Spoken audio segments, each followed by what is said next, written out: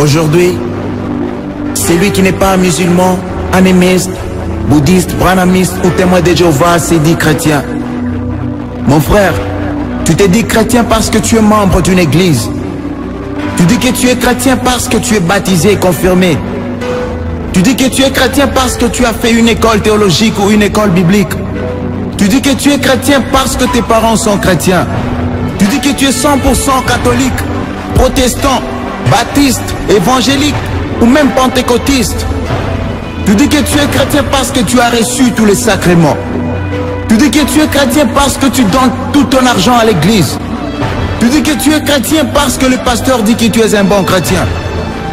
Tu dis que tu es chrétien parce que tu chantes à la chorale. Tu dis que tu es chrétien parce que ton père est ancien au pasteur. Mais alors, tu es chrétien et tu mens en jurant au nom des dieux. Tu es chrétien et tu commets l'adultère et la fornication. Tu es chrétien et tu regardes des films malsains. Tu es chrétien et tu te masturbes. Tu es chrétien et tu fais la cour à tous ceux ou celles qui te plaisent. Tu es chrétien et tu ne recherches Dieu que les dimanches matins. Tu es chrétien et tu ne peux t'empêcher de voler au travail. Tu es chrétien et tu es connu comme bagarreur dans ton quartier. Tu es chrétien et tu es connu comme querelleuse dans ton entourage. Tu es chrétien et tu insultes tout le monde. Tu es chrétien et tu consultes les marabouts et les magiciens. Tu es chrétien et tu vas au village soulever les crânes de tes parents pour enlever la malchance. Tu es chrétien et tu frappes ta femme tout le soir. Tu es chrétien et tu te vantes du nombre de bouteilles d'alcool que tu peux prendre. Tu es chrétien et tu fais partie d'un cercle d'influence, Rose-Croix, Formation, Rotary et autres. Tout simplement parce que tu es assoiffé d'argent et de pouvoir. Oui, tu es chrétien et tu prends plaisir à faire ces choses et à les refaire encore sans regret. D'autant plus que le soir avant de te coucher, ou encore plus fort le dimanche matin, tu vas demander pardon à Dieu pendant les cultes et il te pardonnera parce que la chair est faible et l'esprit est disposé. Ça fait mal. Soyons sérieux. Dieu est-il devenu notre jouet?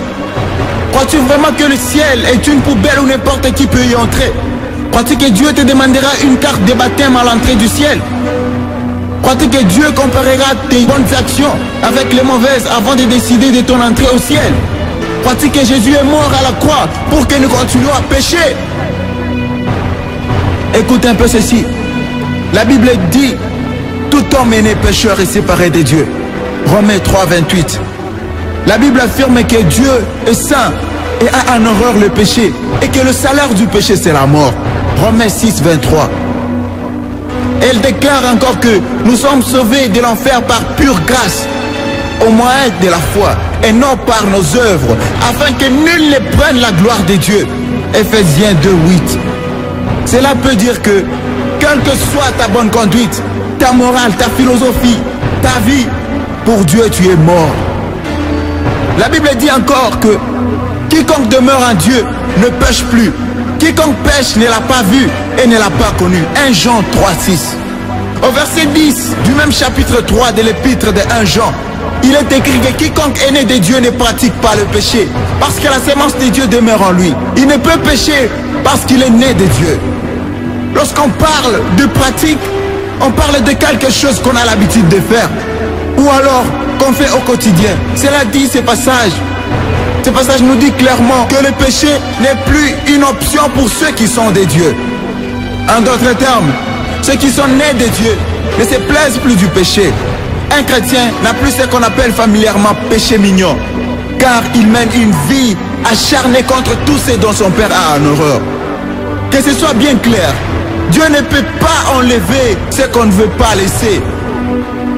La seule chose qu'il nous demande, c'est faire notre part, c'est-à-dire prendre les dispositions pour ne plus tomber dans les mêmes situations, tout en comptant sur lui et sur le Saint-Esprit, ôter complètement ces péchés qui étaient pour nous une obsession. Ne te laisse pas convaincre par le diable qui veut te faire croire que tu ne peux pas vivre sans commettre tel ou tel péché. C'est faux. Dieu serait-il devenu un menteur? Crois-tu qu'il puisse nous demander de faire quelque chose qu'il soit impossible? Lui qui est Dieu et qui nous aime. Beaucoup de gens ont vécu dans ces mensonges, mais lorsqu'ils ont pris la décision de changer de camp et d'abandonner Ils ont fini par comprendre que ce n'était pas une mission impossible, car Dieu avait fait sa part. Tant que tu trouveras des justifications pour tes péchés, tu seras toujours la même personne, tu ne changeras jamais. Y a-t-il un espoir? Oui, gloire soit rendue au Père, qui a donné son Fils unique, afin que quiconque croit en lui ne périsse point, mais qu'il ait la vie éternelle. Jean 3,16. Jésus-Christ est la lumière, mais à tous ceux qui l'ont reçu et à ceux qui croient en son nom, elle a donné le pouvoir de devenir enfants de Dieu. Jean 1,12.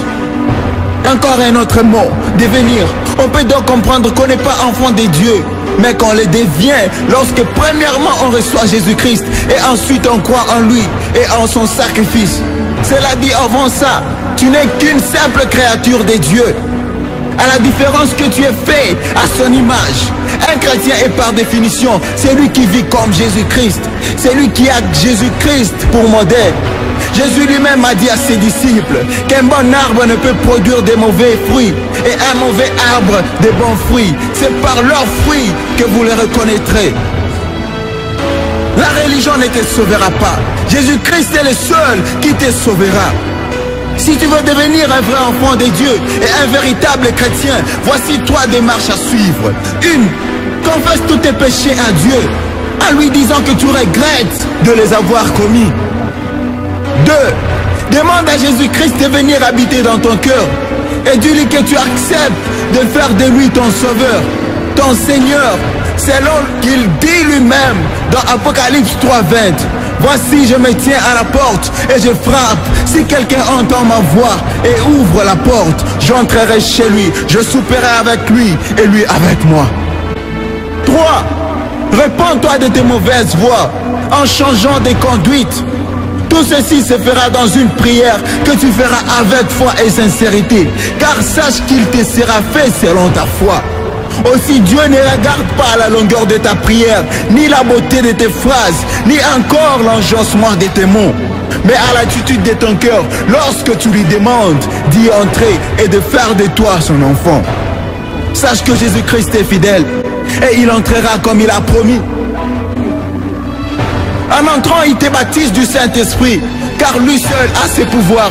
Jean-Baptiste pouvait encore dire, moi je vous baptise d'eau, mais celui qui vient est plus puissant que moi. C'est lui qui vous baptisera du Saint-Esprit et de feu.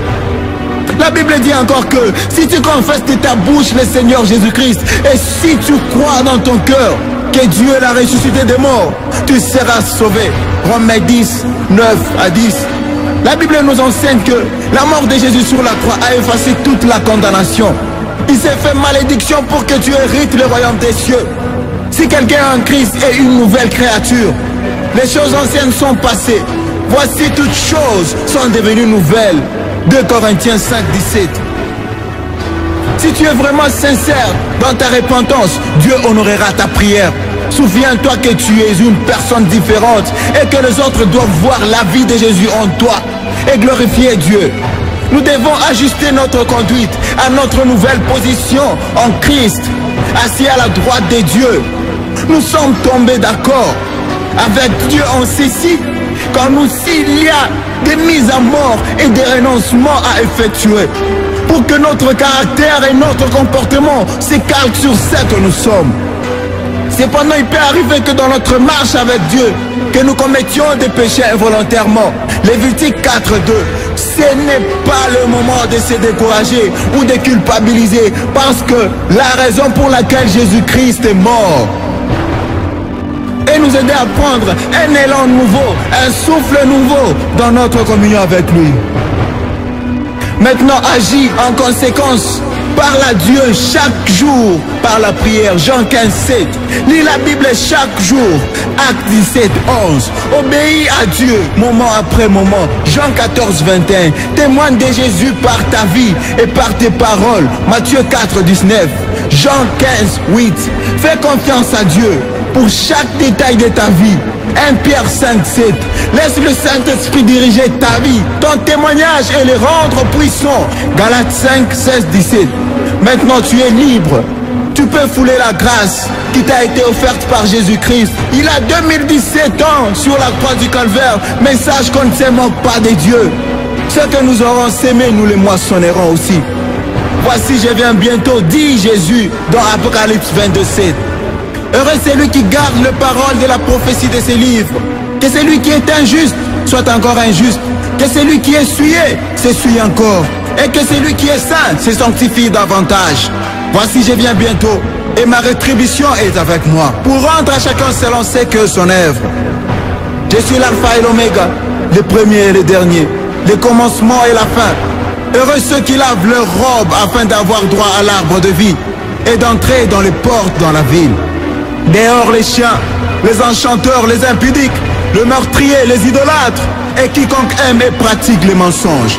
Apocalypse 22, 11, 15. Seigneur, aie pitié de nous. Merci Seigneur pour ta gloire et ta puissance. Merci pour tout le temps que tu nous accordes. Merci pour la vie que tu nous accordes, Seigneur. Sois béni, mon Jésus.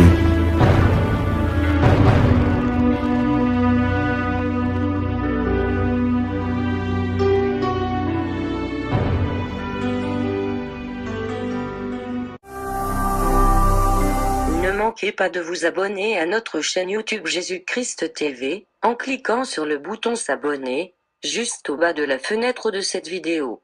Ainsi, vous recevrez automatiquement nos nouvelles vidéos, et vous ne raterez aucune. Vous connaîtrez la vérité, et la vérité vous affranchira. Jean 8, 32.